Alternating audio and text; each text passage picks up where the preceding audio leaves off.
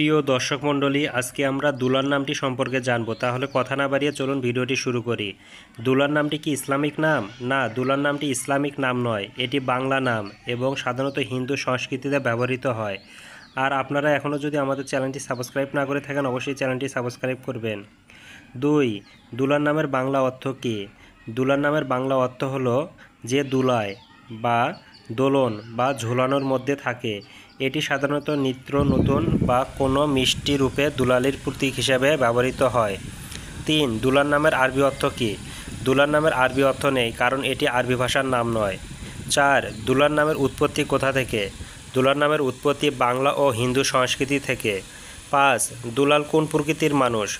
দুলার নামের ব্যক্তিরা সাধারণত আনন্দপ্রিয়, হাস্যোজ্জ্বল এবং সৃজনশীল প্রকৃতির হয়ে থাকেন। আপনারা যদি কোনো নামের অর্থ জানতে চান তাহলে অবশ্যই সেই নামটি আমাদের কমেন্ট বক্সে কমেন্ট করলে তার যথারীতি উত্তর দেব।